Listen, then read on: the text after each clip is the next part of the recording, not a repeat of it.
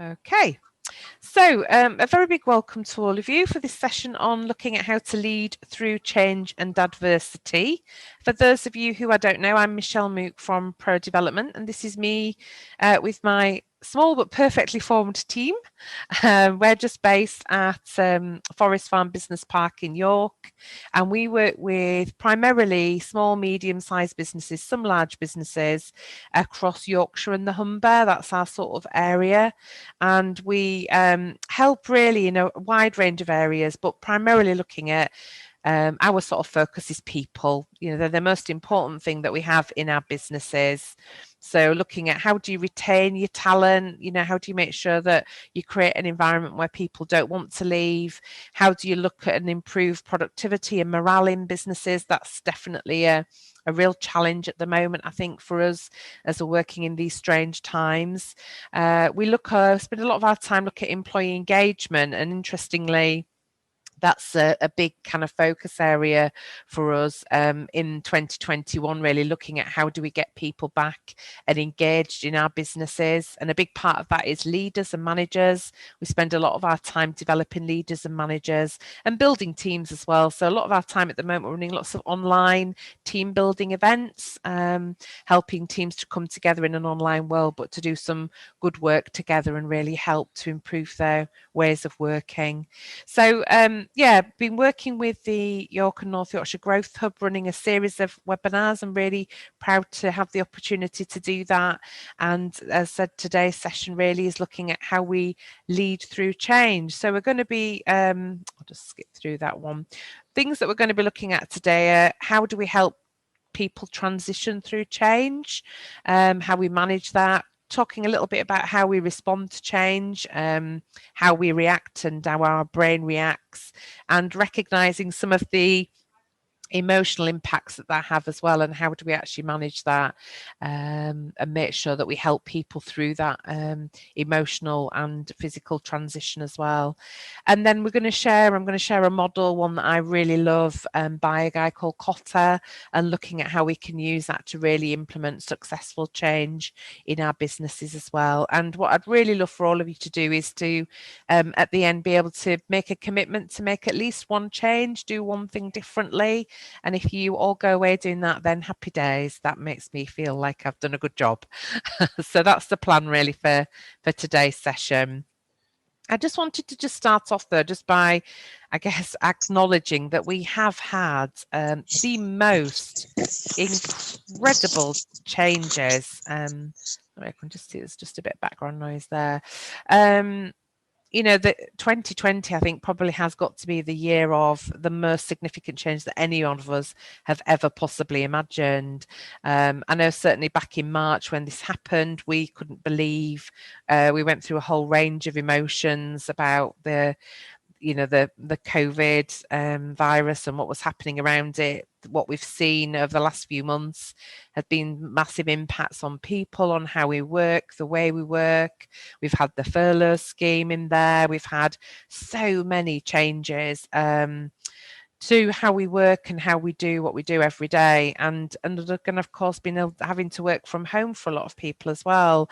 So I think it's safe to say we've certainly been tested in 2020 around change and how we adapt to change. And I think certainly from the conversations we've been having, some have done that incredibly well and others have really struggled. And I think that is absolutely the norm when it comes to change. You know, we know that some people adapt really well to change and other people really, really struggle with change. I do think generally, though, we do need to take a moment. I've been doing a lot of reflecting on this over Christmas, that we actually need to give ourselves all a really massive, big clap on the back for actually how well we have adapted in the most extenuating circumstances. So if you haven't done that already, make sure you take that time to say well done you for getting through what was a really challenging year.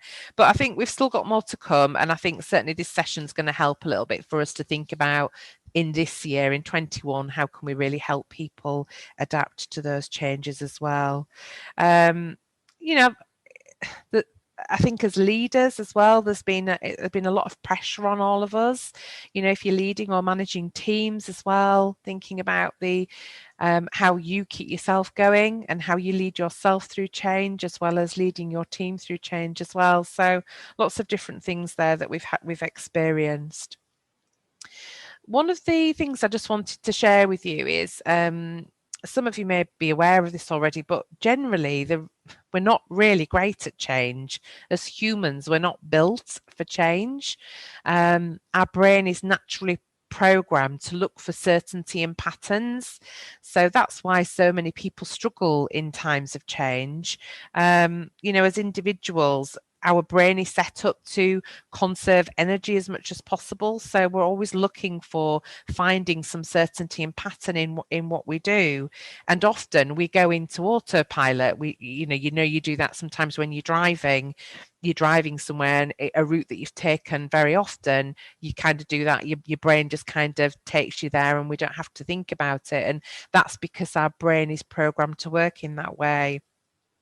Unfortunately, though, what can happen is the minute that we get any kind of ambiguity, that's what then sends our brain into kind of overdrive, really. And it can really debilitate us if we're having or experiencing a lot of very significant change. I mean, no, certainly our system, when we're in, we get that kind of fight or flight that goes on when we have a bit of a change that we feel threatened by.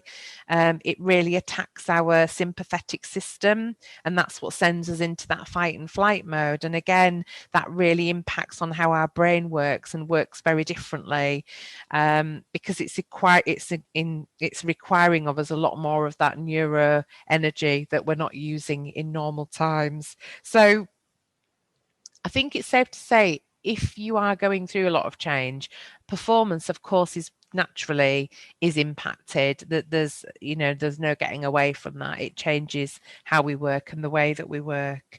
So be mindful of that, really, when you're going through change, just to accept and understand that we all deal with it differently, but the majority of people will struggle with change.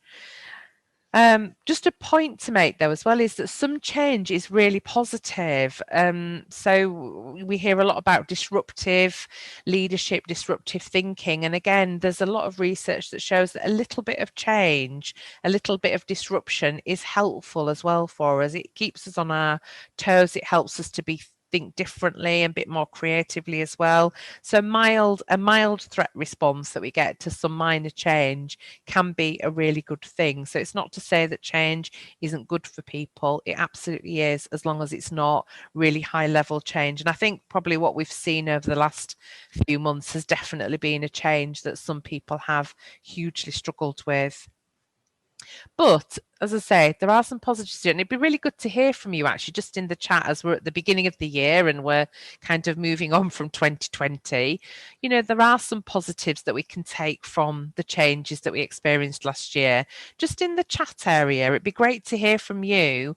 What has been the main positive for you that you've taken from 2020? If you just want to pop that in the chat area, it would just be good to hear from people on what you found as being a positive.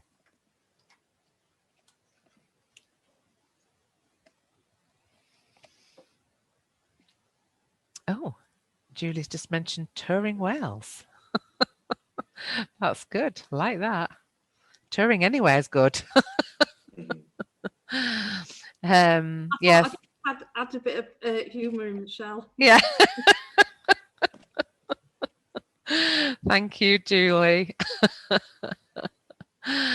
Great stuff. Yeah, improve work-life balance. That's a great one, Sally. I think lots of people are talking about that. Actually, being at home, working from home has really helped. And I think if we don't keep finding a way to have that hybrid model in the future, then we'd be crazy, because so many people have really valued that as well.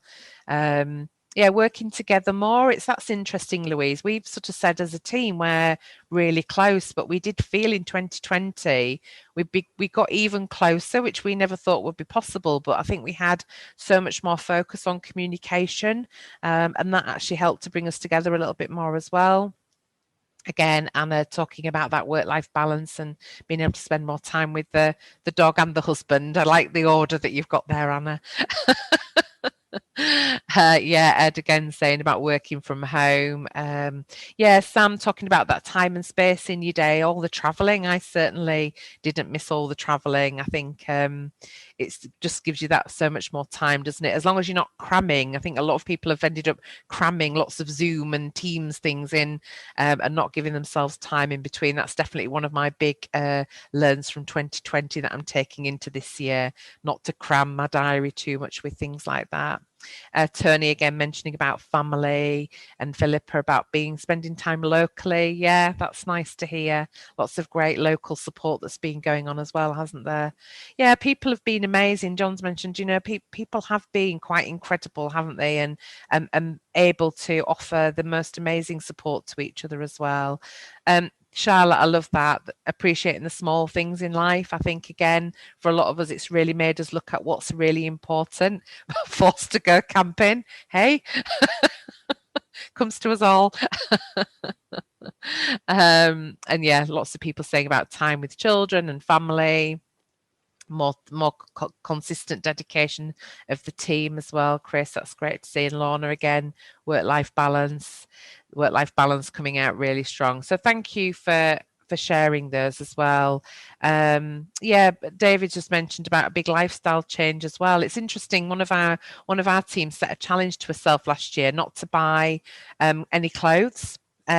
Obviously that was helped by COVID somewhat because we weren't going anywhere, but she was saying that's been one of her real successes, is actually not, just reusing things and not rebuying things all the time as well. So yeah, and Philip's mentioned about the NHS, of course. Yeah, that amazing under so much pressure as well. So yeah, lots of great things in there. Thank you for sharing those. And I think, we've got to kind of hold on to those, haven't we? And make sure we keep and continue to take them into 2021 with us as well. What I wanted to do today, though, was share with you a really fantastic model by a guy called Cotter. We've used this for years now, and I just find if ever we're going through significant change, it's always such a really simple, really straightforward model to use, but one that as well, when you look back at change that you've implemented, if it's been successful, you can nearly always attribute some element of what you've done to the different steps in Cotter's model. But equally, if change has been unsuccessful, you can often look and think, yeah, completely missed that whole step, and that's why change has gone so wrong this time as well. So I just wanted to spend some time sharing that model with you as well. So the first step in Cotter's model talks about establishing a sense of urgency.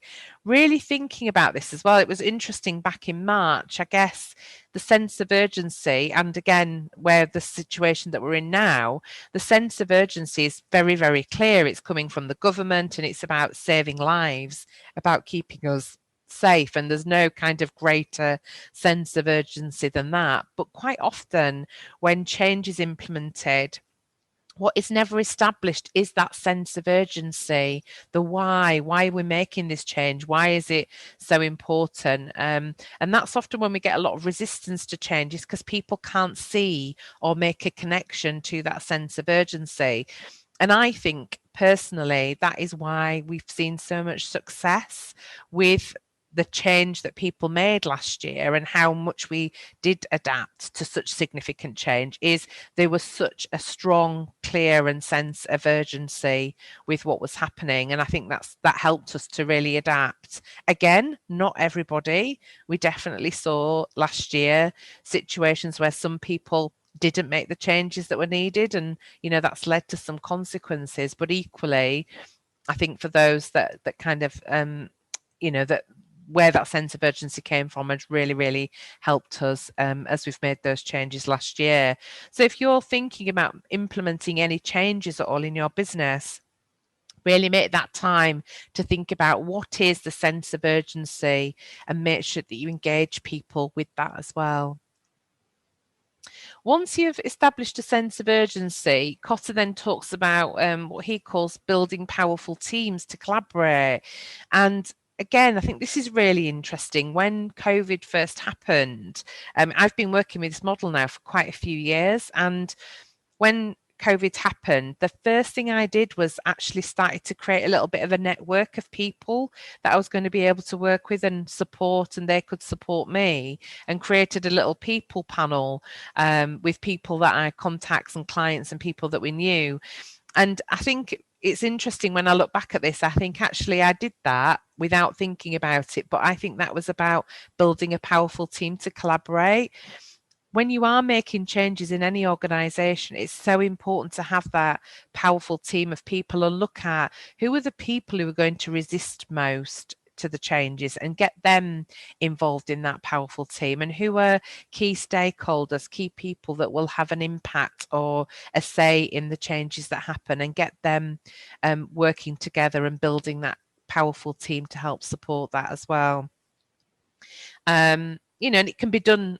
It can be done online as well. I mean, that's the beauty of the situation we're in, is that we aren't limited to who we can use. I'm in another change team that I'm working with at the moment around Engage for Success, which is looking at engagement across the UK, and that is people from all over the world who are on that call. And that's the beauty of the world we're in now, is that with technology, that powerful team can come from anywhere and across many different organizations as well. And then the third thing that he talks about is creating a vision for change. And I think this is probably one of the really important steps that often gets missed as well, is really thinking about what does, you know, once you've established your urgency and you've built this powerful team, what does that future change look like, and paint a picture for people so they can understand and see where they're heading towards. You know, I always say that the way we work, the way that we are with our people is like being on a bus journey. You know, you want everybody on your bus, but people need to know where the bus is going. That is true of the whole company in terms of where is the company going. But when it comes to change, it's like a diversion sometimes. You know, you don't want to be sat on the bus thinking, oh, where are we now, where are we going, I didn't know we were going here, what's that all about, because you haven't created that vision for change for people. So really think about that, and think about what does that look like, how do you paint that picture for people, how do you get people excited about that vision, and is it a vision that will excite people? And that's challenging, because sometimes change isn't always, or sometimes people can feel it's not a positive for them, but actually looking at how you can make that into a positive is really important, so you can paint that picture for people. When you look at those changes as well, we'll come back and look at each of them in a bit more detail. What the next step looks at then is communicating for buy-in. And I think often when you look at change, this is very often people's starting point. And I think this is when change is why change often goes wrong, is people have missed out steps 1, 2, and 3. The communication for buy-in, I think, is often the thing I hear people talking about. Oh, we've got this change and we're trying to get people to buy into that change. And of course, that's hugely important. But the first 3 steps have got to be completed before you can even get to that stage as well. Then removing obstacles and empowering people once change is starting to get implemented, and we'll touch on that a little bit as well. And planning for and creating short-term wins is so important when it comes to change. What are some of the little mini wins that you can do along the way? You know, change sometimes can be say it's a bit of a marathon, it's not a sprint sometimes, but then you need to find some little sort of points on the way that will help to create some short-term wins for people. And then Cotter talks about, and we'll touch on this, how you then build on the change, and then how do you anchor the changes and embed them into the business. And so we're going to take each of these steps and look at them in a little bit more detail. But that generally, those are the steps that Cotter talks about in his model for change. So let's just looking at the first 3 areas then. These are the 3 that just I touched on earlier, I think often get missed. I think people jump to 4. And this is where a lot of work needs to take place behind the scenes, as a leadership team, getting buy-in of people from other teams, collaborating, as we said, creating and painting that vision for change. And I think sometimes because change has to be implemented very quickly, that's the reason why those 3 areas are missing. But it'd be good to hear from you just in the chat area. Looking at those first 3 steps, why do you think those steps often get missed in change? Just pop in the chat area. What are your thoughts on? Because I've seen this a lot over the years, those 3 steps missing. What's your sense of why they get missed when change is happening? Just pop it in the chat area. Yeah, great point, Julie. People working in isolation, and so not thinking about that the broader picture, the bigger picture. Yeah, that's a great point, Sam, as well. Assumptions that people know why it's urgent. I think we often forget, especially when we are the instigator of change. It's very easy to lose sight of why the change for us is so obvious, but to others not so. So, yeah, really great point. We've got a few more coming in now as well. Sally's mentioned decisions are made at the top and then just get passed down. Yeah, so again, sometimes the urgency or the vision is watered down, and so again we lose sight of that as well. People making changes thinking about the end goal, yeah, and they are absolutely, yeah, they might already know that and forget to explain that to people as well. Rushing, I think, again, Philippa, yeah, really great point, and not taking the time to think before we act, which is hugely important. And yeah, planning. A lot of people just don't plan for change. It just seems to happen, but then you can spend a lot of time having to go back and redo it well if you've not planned well to start with. Yeah, telling people instead of engaging them. I think that's a really great point, Tina, as well. And not everyone can connect with that sense of urgency. Yeah, they might not be so empathetic, and I think that's a great point. I think that takes time, doesn't it, to really think about that sense of urgency. Again, assumptions that people understand the need for change. If management and change leaders decide the change and don't communicate it as well, yeah. Yeah, people feeling losing control, they'll react. And yeah, again, planning as well. Communication is so key, isn't it, with change? I was doing some work with a company last year who made some quite significant change to the way their business model worked. And they were doing a fantastic job of implementing change and communicating, but they went through a period where nothing much was happening. There were some things going on behind the scenes, and they stopped communicating to people completely because they didn't think they had anything to communicate. But then what happens, of course, is people fill in the gaps with all sorts of strange and wonderful stories. So that need to keep communicating as well is really important.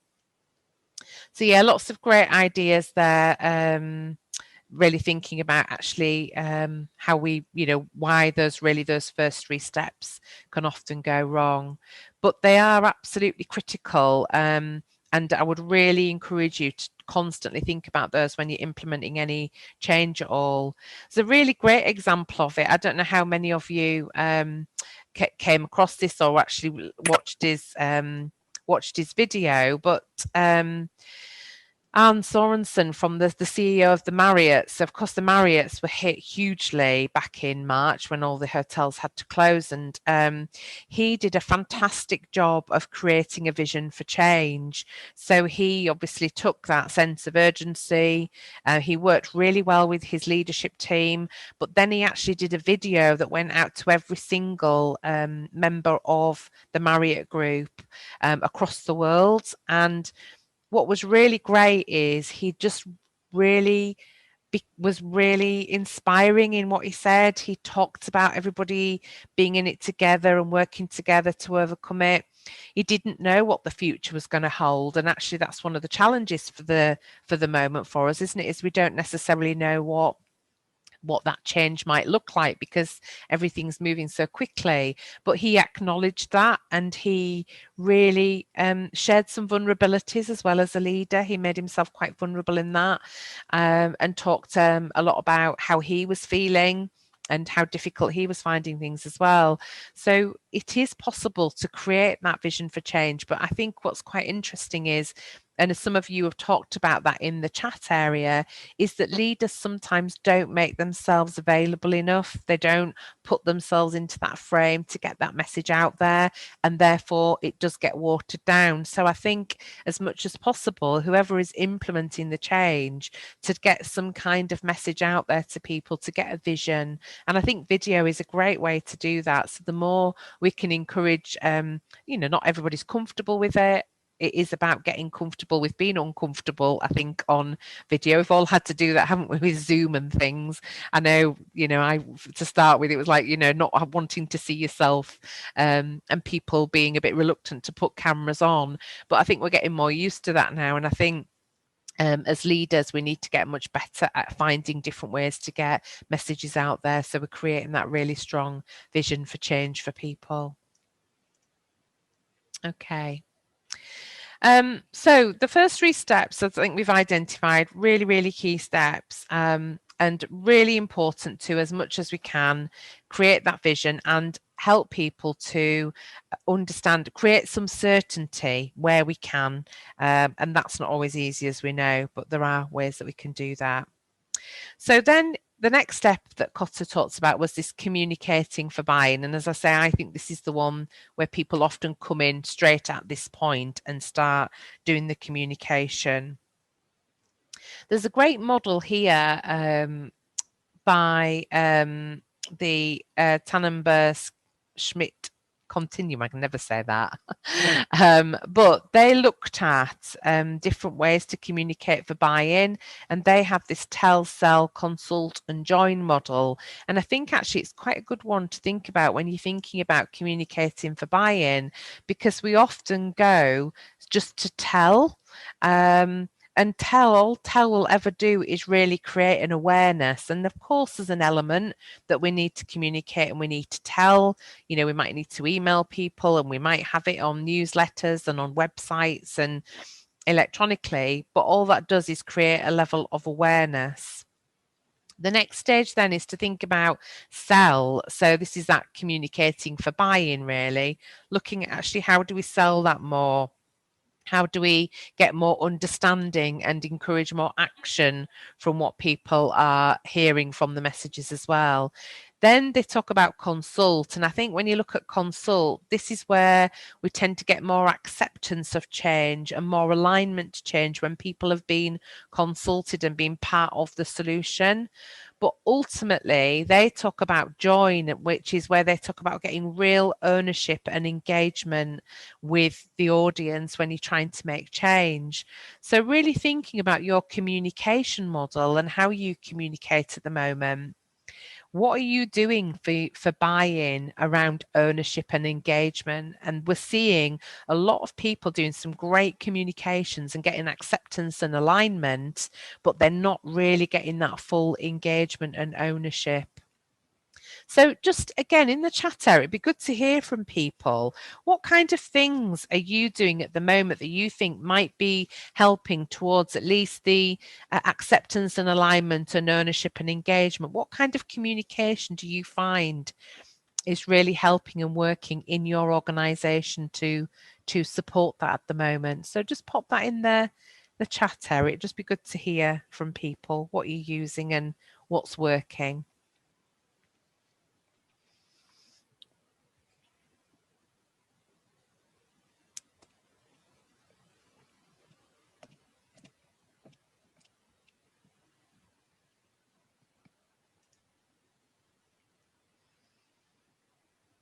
Okay, so Anna's mentioned about monthly webinars with key stakeholders. Fantastic.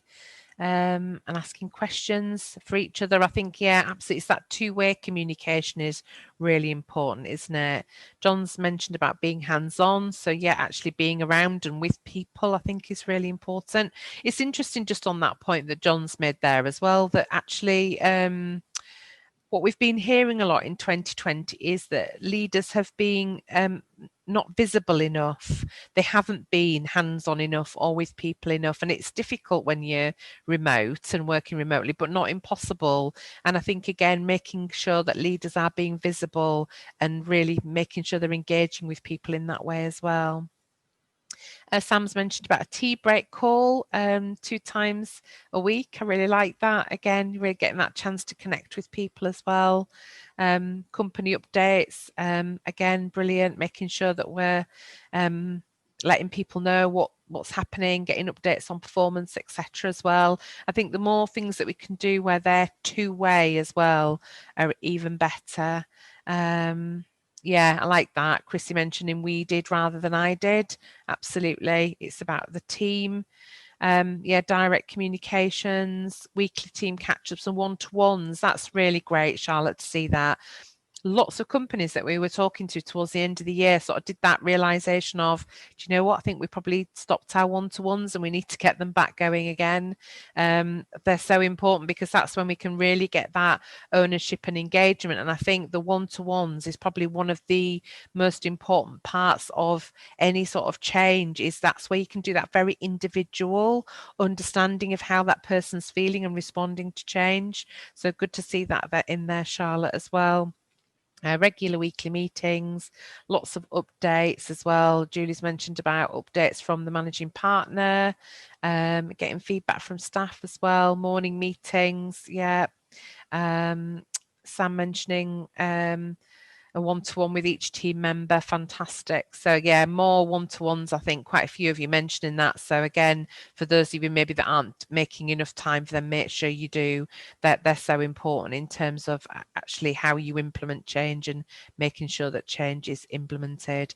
I always think it's like a bit of a cascade thing, isn't it? And your one-to-one is your last point to really be checking in. Has the message been understood? Are people engaged with that? Have they taken ownership? What actually are they doing as a result of it? And that's a great question to ask. If you've had some big comms coming out from the broader organization, managers can do a great job then in the one-to-ones of saying, so what's your understanding of this change, this message? How is this going to impact on you, on us, on our team? What do you think we need to do about this? So having those conversations in the one-to-ones can really help to support individuals and make sure you get that real ownership and engagement that we're looking for buy-in. Excellent.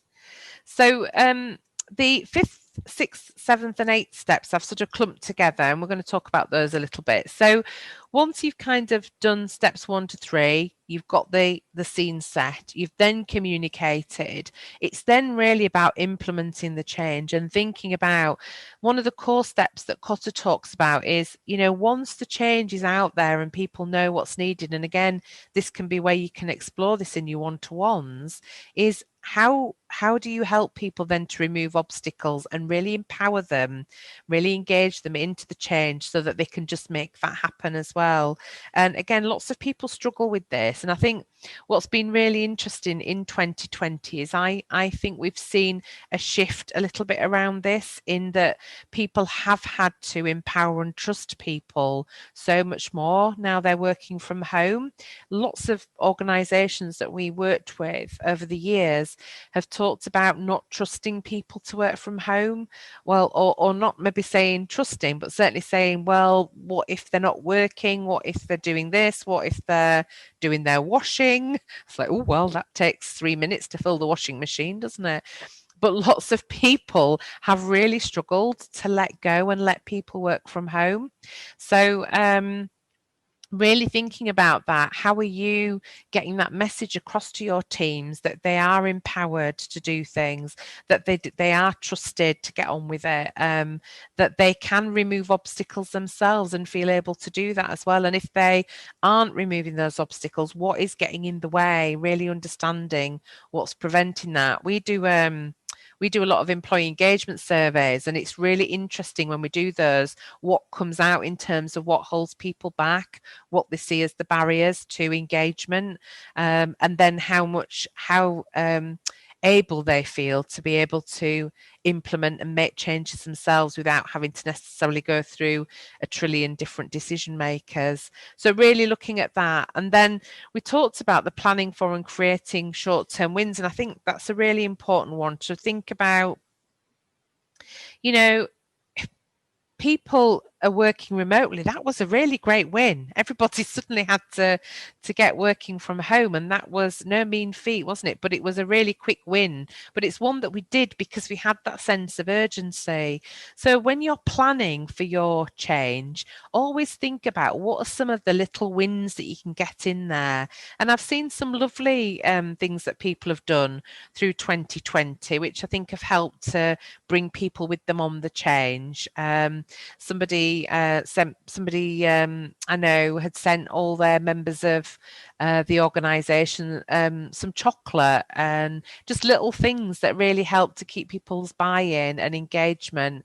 It doesn't always have to cost very much either, but really looking at what are you doing to really help create some short-term wins. So again, thinking about in the next weeks ahead, are there some quick wins, some short-term wins that you can do that are really going to help people, get them in a really good place and feeling a bit more positive about what's coming. I think probably one of the reasons why our team events that we've been running online have taken off so well is because people are seeing that as an opportunity to get some little wins and collaborate and get the team working together. So whatever it is, have a think about what are some of those wins that you can get within the team and help to support their engagement. And then a big part of any change, and why a lot of change fails, is because it doesn't get built on and embedded steps 7 and 8. So again, when you are implementing change or starting with change, really start to think right at the beginning, what are we going to do to build on this change, and what are we going to do to make sure it gets embedded and anchored within the organization. Really great example of this is I was talking to a business last year, towards the end of last year, about values in their business. So they had decided to put some values together, and they went straight into communicate for buy-in. They got some stuff out there, and pretty much their acceptance was that's all we did. We haven't done any of the other things. We haven't built on them. We haven't anchored and embedded them. We didn't engage people with them at the start. And certainly, we haven't thought about any wins or short-term wins around it. So looking at a piece of work like that, you can really then be thinking, with the values, for example, how do we build on them then? So do we need to implement into our performance reviews, our appraisals? Do we need to have them in everyday conversations? Do we, it's not just about sticking a poster on a wall. It's about thinking about so many other things. How can we knit those words into our recognition schemes, making sure that people then get recognised and rewarded against those values? So there's lots of ways that we can then build on that change, and then that helps to make sure that change gets embedded within the organisation as well. So again, just those steps, really, really important. Those 4 steps, absolutely key when you're thinking about implementing change, to make sure that it actually it sticks. Change often doesn't stick, and that's where it often goes wrong. I worked for an organisation many years ago who were relentlessly making change and nothing ever stuck. And before you'd kind of got your head around one bit of change, something new was coming along. And so it never ever felt like things got embedded. And I think you can end up wasting a lot of time and money if you are moving on too quickly without making sure things get embedded in the business. Just something else I just wanted to touch on a little bit as well here is we've talked a little bit about how the brain works and why we resist change and why we struggle sometimes with change. And we've looked at Kotter's model to think about how we might implement change. But there's one thing that I think we cannot walk away from or not understand, and that is about the emotional response that we have to change as well. And this is really important when you're looking at implementing change. If you don't recognize or accept or understand the journey that people go on emotionally with change, then it can really get in the way and it can become a big barrier to change within the organization. So this is a model that was originally pulled together by a lady called Kubler-Ross.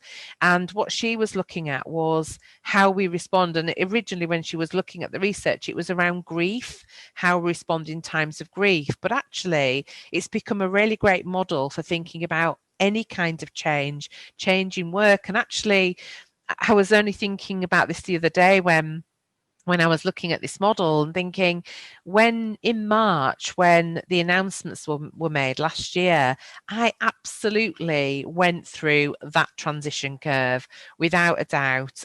First of all, massive shock. When the announcements came out, we do a lot of face-to-face delivery, or we did do a lot of face-to-face delivery.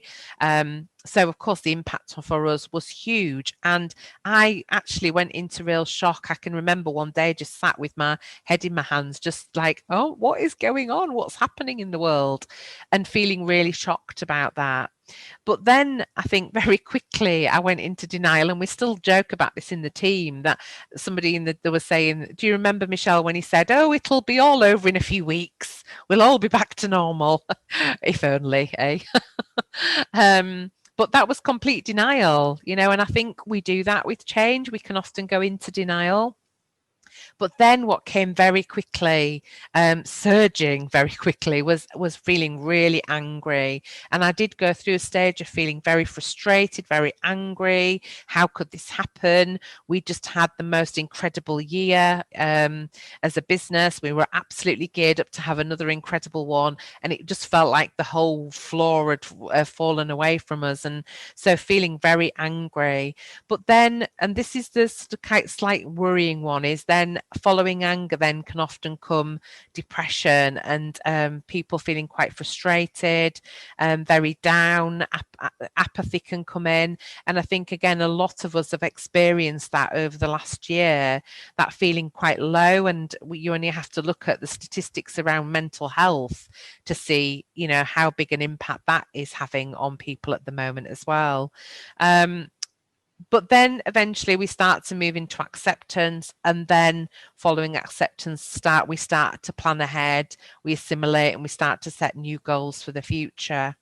So it is really important to think about this transition curve when you're implementing change, and don't be shocked. Some people can spin around shock, denial, anger, and depression, and it can go round in a cycle. You just think you're coming into acceptance, and then boom, something else happens, and you're back in that curve again and going round it. So really consider that. And it's always a fascinating exercise to do with the team, is actually asking the team, where are they right now on that curve? We've often done that in team events, and just like put some string on the floor and got people to go and stand where they feel they are. And you can actually have a whole team who are all in a completely different space all at the same time.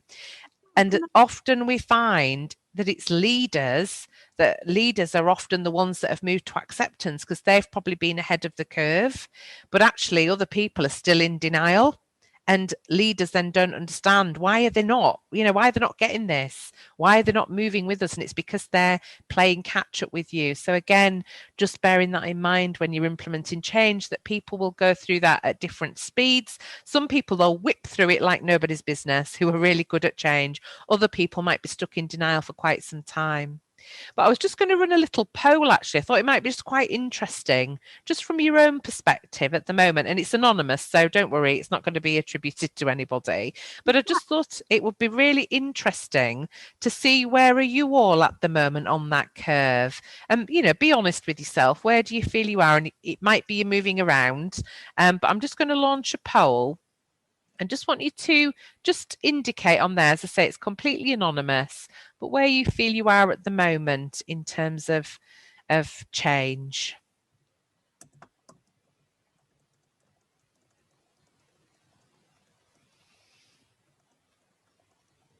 So really interesting. There's 9 of you have voted, so I'll just keep it up a little bit longer just to give everybody a chance to vote. It's actually quite interesting, actually, seeing what's coming up. I'll share it with you and everybody's. Michelle? Yes. Oh, right. I didn't know whether you could hear me. Michelle, please don't think I'm contentious, but you know me very well.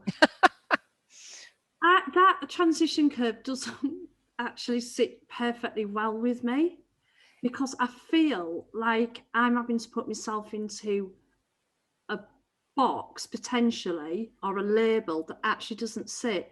So when I think of my team and what we've been through, one of the biggest things was with the 2020 focusing on that was actually fear, being scared.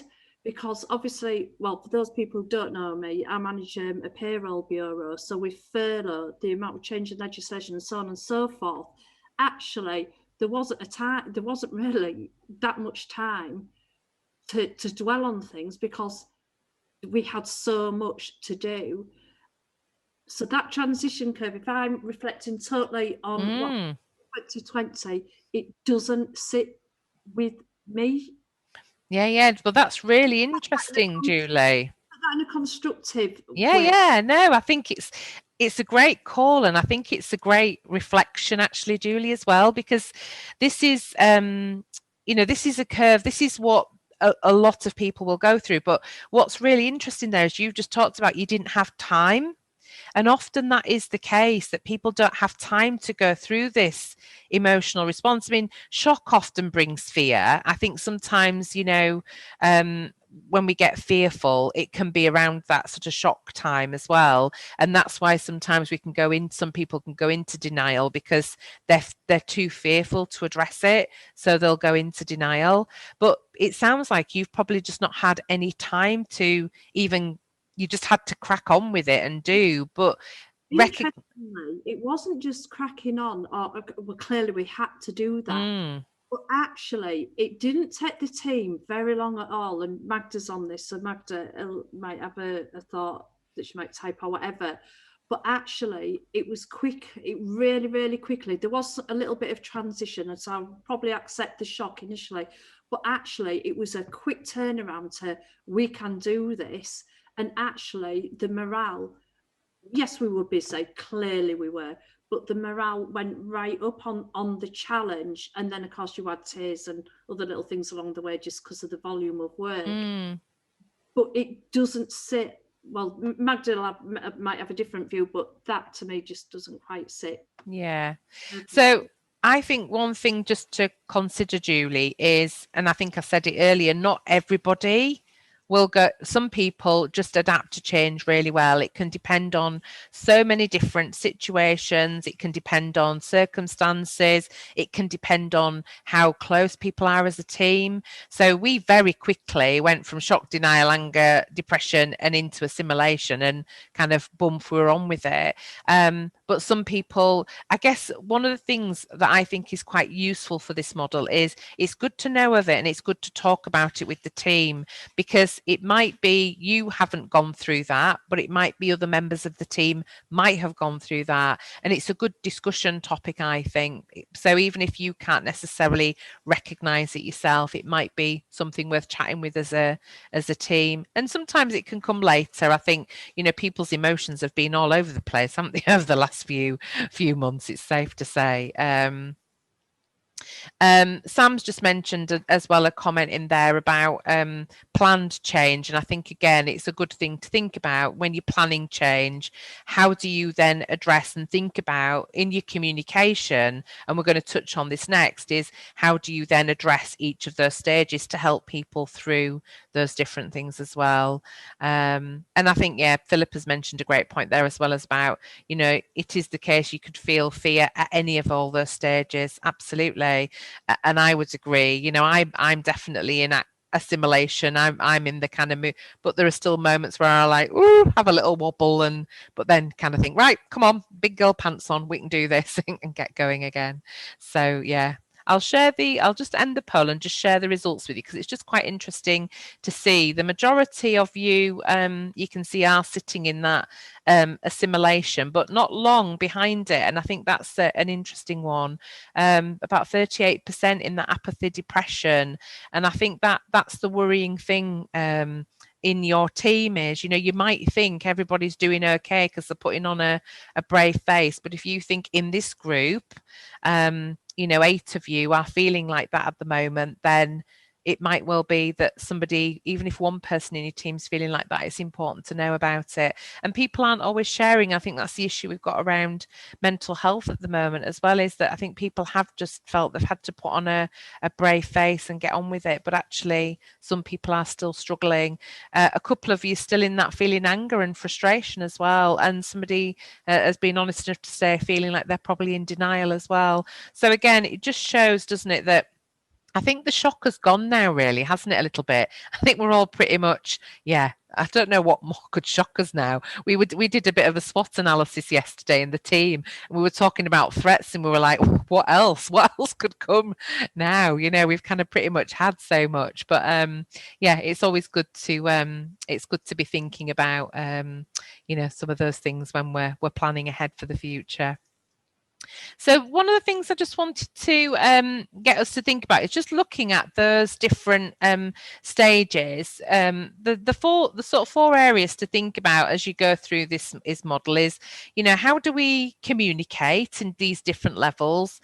You know, how important listening is, and I absolutely think it's interesting. We ran a session yesterday with a team and talked about what was one of the big learns they got out of last year, and quite a few of them said the importance of listening and how important that is, but creating the right environment and then celebrating success together as well, because it is tough at the moment. So, you know, are you making enough time to celebrate success along the way? Just thinking about that kind of model, really, and thinking that a lot of people will go through that. What do you think is going to be really important in terms of communication to help people go through this model? Again, just in the chat area, it'd just be good to hear from you. What's maybe one thing you think you're thinking about now that you could do that would help to understand where people are and then how you support them through this model? I'll just give you a minute just to pop some ideas in.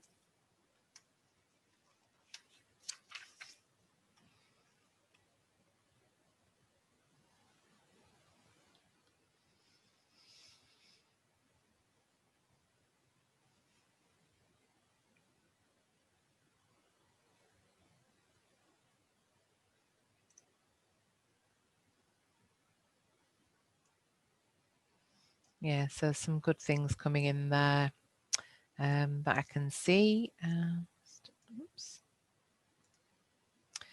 So yeah, lots in there about one-to-ones, which is good to see. Just going to do a quick screenshot of that. Yeah, one-to-ones, weekly meetings, yeah, making sure that we make that time for people. Checking understanding, I think, is a really good one as well. Just keep checking in with people. Again, the listening and taking people's concerns seriously. I think that's a really good one, actually, because sometimes we can forget, if we're dealing quite well with change, we can forget that, and we can sometimes minimize other people's emotions around that, when actually, you know, it's a real thing that they're feeling, and it's important to listen and hear about that as well. Yeah, watching out and observing people's behaviours. David's mentioned that one. I think that's a good one. You know, if somebody's behaviour is just slightly out of character, again, it might well be they're struggling with something around that, and having that conversation. I think for me, one of the really important things to think about here is honest conversations. You know, are you having honest conversations with people and really encouraging to talk and share and feel able to create a safe place for people to be able to talk about? And yeah, cream cakes are always good, Tina. I like that. Deliver cream cakes. Good stuff. Okay, so there's some good ideas shared there, and hopefully that's just been a bit of food for thought and given you some areas to consider. Just kind of a bit of a summary, really, before we finish, and then we might have time for some questions if anybody's got any.